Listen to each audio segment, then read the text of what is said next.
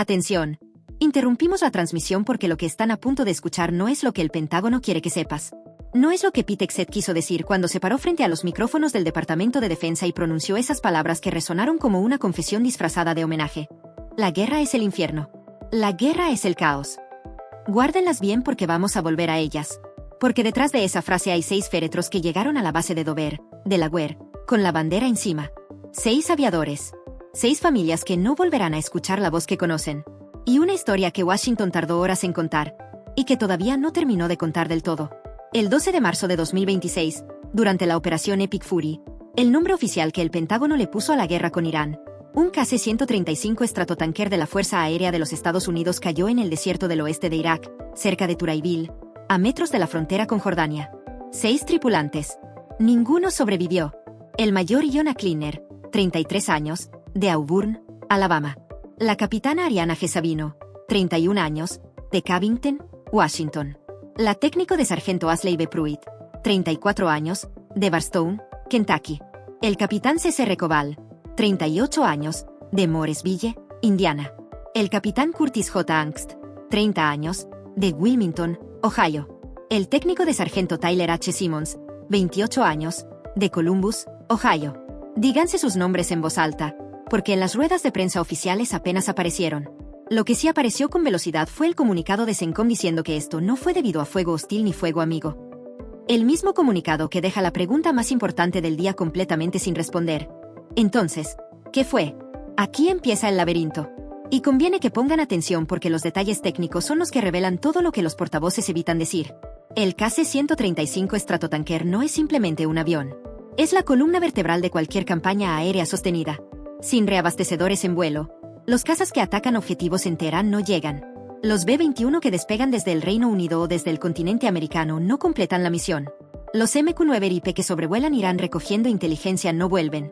El tanquero es el corazón que bombea combustible a todo lo demás. Y en la operación Epic Fury, con al menos 20 de estas aeronaves desplegadas en la región solo a finales de febrero, ese corazón estaba latiendo a un ritmo que ninguna flota de estas características podría sostener indefinidamente. El KC-135 promedio tiene más de 66 años en servicio. 66.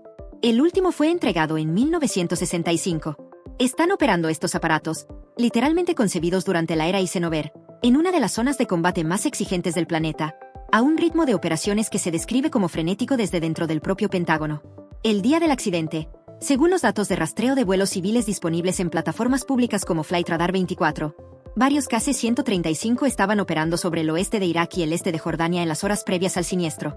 Uno de ellos declaró una emergencia en vuelo y aterrizó esa misma noche en el aeropuerto Ben Gurion de Tel Aviv, Israel. Las imágenes que circularon en Telegram, verificadas por la cadena pública israelí Kan, mostraban ese avión en tierra con algo que hace que cualquier ingeniero aeronáutico pierda el aliento. Casi el 40% de su estabilizador vertical, la aleta de cola, completamente arrancado. Si el estabilizador vertical de la aeronave que sobrevivió está destruido en un 40%, la pregunta que cualquiera con 2 neuronas se hace es qué le habrá pasado a la aeronave que no sobrevivió. La respuesta, según lo que fuentes del gobierno de los Estados Unidos revelaron a medios como CBS News, es que el incidente posiblemente involucró una colisión en el aire entre dos KC-135, 2 aviones cisterna, volando en la misma zona, chocando entre sí, en espacio aéreo amigo, durante una operación de guerra. El CENTCOM confirmó que 2 aeronaves estuvieron involucradas en el incidente y que la segunda aterrizó a salvo, pero no dijo que eran esas 2 aeronaves hasta que los analistas de código abierto, revisando los números de serie visibles en las fotografías del avión dañado en Tel Aviv, identificaron el aparato como el KC-135R número 63A8017, perteneciente al 314 Refueling Squadron, una unidad de la Reserva del Mando Aéreo adscrita a la base Ball en California. Y aquí está el detalle que algunos medios pasaron por alto. Los KC-135 son capaces de reabastecerse mutuamente en vuelo. Es una operación técnicamente compleja. Un avión entrega combustible al otro a través de un sistema de extensión llamado pértiga de reabastecimiento. Cuando algo falla en ese proceso, un movimiento brusco, turbulencia, un error de maniobra, las consecuencias pueden ser catastróficas para ambas aeronaves. Las investigaciones sobre accidentes de reabastecimiento en vuelo entre 2022 y 2024, que la propia Fuerza Aérea publicó, dejan constancia de que incluso en entrenamientos de rutina estas maniobras pueden salir terriblemente mal. Pero hay otra capa en esta historia. La resistencia islámica de Irak, el paraguas de grupos armados afines a Teherán operando en suelo iraquí, emitió un comunicado atribuyéndose la responsabilidad del derribo. Dijeron haber derribado el KC-135 y haber forzado a un segundo aparato a un aterrizaje de emergencia. No presentaron evidencias. El CENTCOM fue explícito en rechazar esa versión. No fue fuego hostil. Pero el comunicado existió. Y aquí está la pregunta que no desaparece por más que la ignoren los canales de noticias convencionales. ¿Cómo reacciona la opinión pública cuando un grupo armado regional reivindica el derribo de un avión de guerra estadounidense? ¿Y la respuesta oficial no es una refutación con datos sino una declaración genérica? La narrativa de la invulnerabilidad estratégica no resiste ese contraste. Porque si la versión correcta es un accidente que revela fracturas profundas. Una flota de tanqueros envejecida operando al límite de su capacidad, en condiciones de combate sostenido, sin margen para el error humano ni para el fallo mecánico. Esta es la cuarta pérdida pública de aeronave de los Estados Unidos desde que comenzó la operación Epic Fury el 28 de febrero. Las tres anteriores fueron F-15E Strike Eagles derribados en un incidente de fuego amigo sobre Kuwait, donde los 6 tripulantes eyectaron y sobrevivieron. En este caso no hubo eyección que valiera.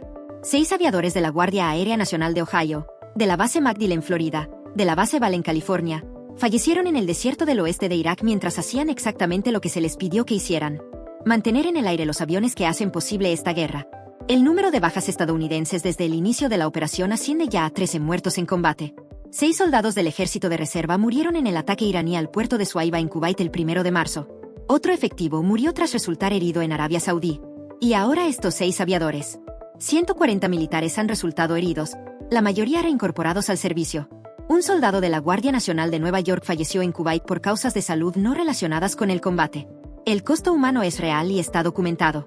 Lo que no está documentado, porque la investigación sigue abierta, es exactamente cómo 2 KC-135 terminaron en la misma geometría de colisión sobre el cielo del Irak occidental un miércoles por la noche. Las preguntas que merecen respuesta son incómodas precisamente porque señalan hacia decisiones institucionales, no hacia errores individuales.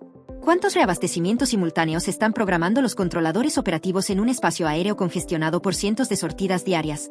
¿Qué protocolos de separación se aplican cuando operas aeronaves de 60 años a máxima demanda, de noche, en zona de guerra? ¿Cuándo fue la última revisión estructural del KC-135 número 63 a 8017 y del que yace en el desierto cerca de Turaibil? La edad media de la flota no es un dato pintoresco. Es una variable operativa que la Fuerza Aérea lleva años intentando resolver sin éxito, atrapada en un ciclo de retrasos en la adquisición del KC-46 y en problemas de presupuesto que se arrastran desde hace décadas. La última vez que un KC-135 se perdió fue en mayo de 2013, en Kirguistán, cuando uno perteneciente al ala 22 sufrió un fallo estructural tras despegar de la base de Manas y cayó cerca del pueblo de Chaldobar. 3 tripulantes muertos. 13 años después, con el doble de tripulantes muertos, el contexto es radicalmente distinto. No es un vuelo de apoyo a operaciones en Afganistán sino el colapso en vuelo de la arteria de combustible de una guerra activa en Oriente Medio. La guerra es el infierno. La guerra es el caos. Pete Hegseth dijo esas palabras como si fueran un escudo. Pero el infierno y el caos no eximen la responsabilidad de responder preguntas. El mayor Cleaner tenía 33 años. La capitana Sabino tenía 31. No merecen un comunicado de 4 líneas que cierre el expediente con la fórmula de que fue un accidente bajo investigación. Merecen que alguien con autoridad explique, con precisión técnica y sin eufemismos, qué pasó en el cielo sobre el desierto del oeste de Irak el 12 de marzo de 2026. Esa es la historia. No la que los titulares enterraron en el 6º párrafo. La historia entera, con sus 6 nombres, con sus 66 años de flota envejecida, con sus 2 aviones que se encontraron donde no debían encontrarse, con sus familias esperando en Columbus, en Auburn, en Covington, en Barstow, en Mooresville, en Wilmington. Mantente aquí, porque esto no termina con un comunicado de CENTCOM.